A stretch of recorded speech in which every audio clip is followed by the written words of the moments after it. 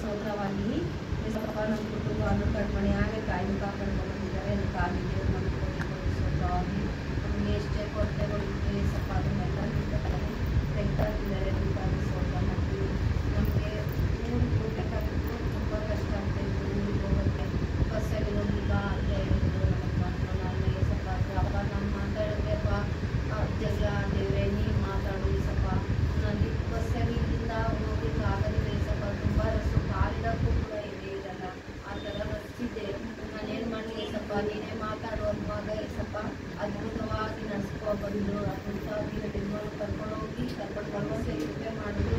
ಅದಕ್ಕಾಗಿ ದೇವರು ಕೊಟ್ಟು ಯಾರು ಕೊಟ್ಟು ಸ್ವಂತವಾಗಿ ಅದಲ್ಲದೆ ಮತ್ತೆ ನನಗೆ ಈ ತಿಂಗಳಲ್ಲಿ ಬರ್ತಡೆ ಇದೆ, ಸ್ವಲ್ಪ ತುಂಬ ಅಳ್ಕೊತ ಇದ್ದೆ. ನನ್ನ ಹತ್ರ ದುಡ್ಡಿದ್ದು ಅದನ್ನು ನಾನೇ ತೊಗೊಂಡು ಬಂದು ನಾನು ಕಟ್ ಮಾಡ್ಕೊಳ್ಳೋದು ನನಗೆ ಇಷ್ಟ ಇಲ್ಲ. ಸ್ವಲ್ಪ ನೀನೇ ನನಗೆ ಮಾಡಬೇಕು ಅಂತ ಹೇಳಿ ನಮ್ಮ ಯಜಮಾನ ಕೇಳಿದ್ದೆ. ನನ್ನ ಹತ್ರ ದುಡ್ಡಿಲ್ಲ ಅಂತ ಹೇಳಿದ್ರು. ಮತ್ತು ಸ್ವಲ್ಪನೇ ಸಿಸ್ಟ್ರು ಸಾಧನ ಸಿಸ್ಟ್ರು ಅವರು ತೊಗೊಂಡು ಬಂದು ನನಗೆ ಕಟ್ ಮಾಡುವಂತೆ ಸಹಾಯ ಮಾಡಿದ್ರು. ಸ್ವಲ್ಪ ಅವ್ರನ್ನೂ ಅವ್ರ ಕುಟುಂಬವನ್ನು ಆಶೀರ್ವದಿಸಲಿ, ಅವ್ರಿಗೆ ಎಲ್ಲ ಕೊರತೆಗಳು ನೀಗಿಸಲಿ ಅಂತ ನಾನು ದೇವರ ಹತ್ರ ಬೇಡ್ಕೊಳ್ತೀನಿ. ಅವ್ರಿಗೆಲ್ಲ ಕೊರತೆ ಏನೇ ಇದ್ದರೂ ಯೇಸು ನಾಮದಲ್ಲಿ ತೀರಿಸ್ಕೊಳ್ಳಿ ಅಂತ ನಾನು ಪ್ರಾರ್ಥಿಸ್ತೀನಿ. ಅವ್ರನ್ನ ಇನ್ನೂ ಹೆಚ್ಚೆಚ್ಚಾಗಿ ಉದ್ಯೋಗ ಮಾಡಿ ಸೇವೆ ನಡಿ ಅಂತ ನಾನು ಪ್ರಾರ್ಥಿಸ್ತೀನಿ. ಈ ಸ್ವಲ್ಪ ಅವ್ರ ಮುಖಾಂತರ ಅದ್ಭುತ ಮಾಡಿದ್ದಕ್ಕಾಗಿ ಈ ಸ್ವಲ್ಪ ಕೊಡಿ Glorified till eternity. It's my pleasure to share a small testimony. Yes, there were a lot of problems, yes, but God has seen through every problem, and He has, for 4 months, He has kept us as the apple of His eye, and especially for the past 2 months, I was facing a lot of health problems, mental problems.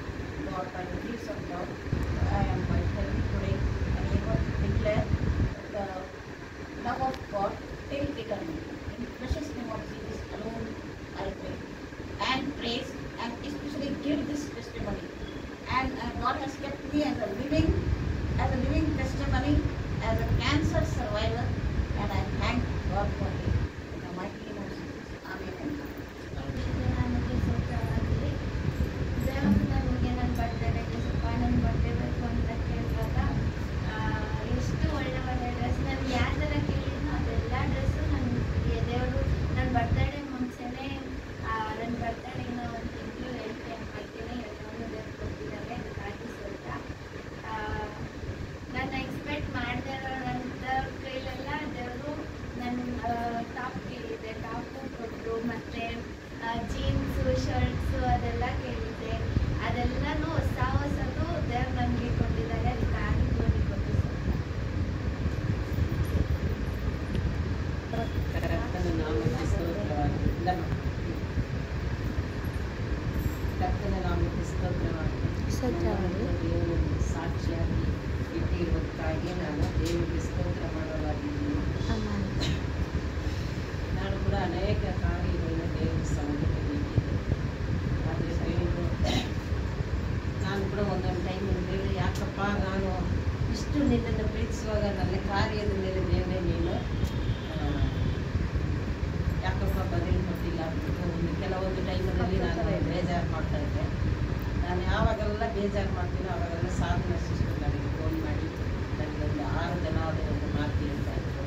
ಸಾಧನ sister ಅವರ ಮೂಲವಾಗಿ ನಾವು ಅನೇಕ ರೀತಿಯಲ್ಲಿ ಒಂದು ತಾಳ್ಮೆ ಅಂದರೆ ಏನು ಅಂತ ನಾವು ಕಲ್ತ್ಕೊಂಡಿದ್ದೀವಿ.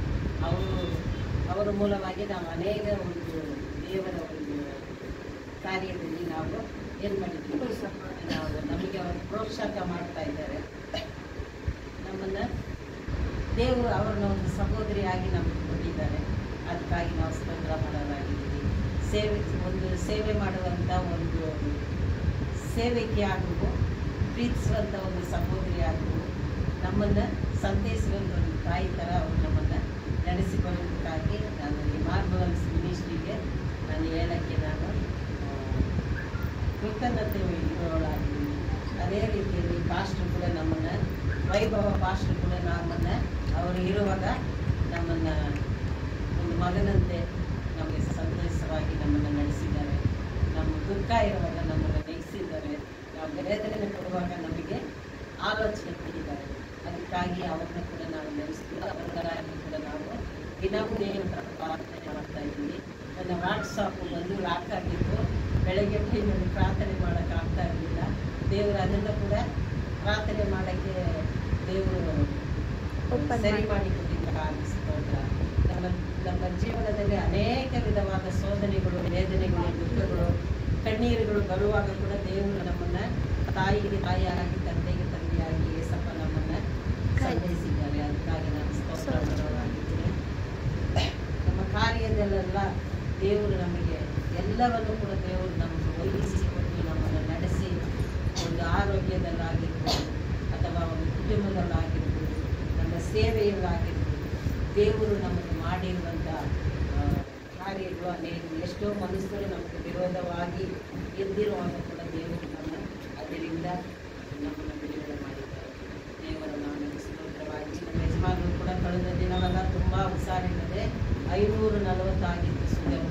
ಆದರೂ ಕೂಡ ನಾನು ದೇವರಲ್ಲಿ ಪ್ರಾರ್ಥನೆ ಮಾಡಿದೆ, ದೇವರೇ ಅವರು ಮಲಗಿಬಿಟ್ರೆ ನಮ್ಮ ಜೀವನದಲ್ಲಿ ಸೇವೆ ಮಾಡೋಕ್ಕಾಗೋದಿಲ್ಲ. ನನಗೆ ಅವರ ಆರೋಗ್ಯವಾಗಿ ಇದ್ರೇ ನಾನು ನಿಮಗೆ ಸೇವೆ ಮಾಡೋಕ್ಕಾಗೋದು ಅಂತ ನಾನು ದೇವರ ಹತ್ರ ಪ್ರಾರ್ಥನೆ ಅತಿ ಫಾಸ್ಟಿಂಗ್ ಇದು ನಾನು ಪ್ರಾರ್ಥನೆ ಮಾಡುವಾಗ ದೇವರು ನನಗೆ ನಮ್ಮ ಯಜಮಾನಿಗೆ ನಾರ್ಮಲ್ ಆಗಿ ಶುಗರೆಲ್ಲ ಮಾಡಿ ದೇವರಿಗೆ ಕೋಟಿ ಸ್ತೋತ್ರ ಮಾಡ್ತಾರೆ. ಎಲ್ಲ ಕಾರ್ಯದಲ್ಲೂ ಕೂಡ ನಮ್ಮ ಮನೆಯಲ್ಲೂ ಕೂಡ ಬೀಚಿಗೆ ಇರೋರು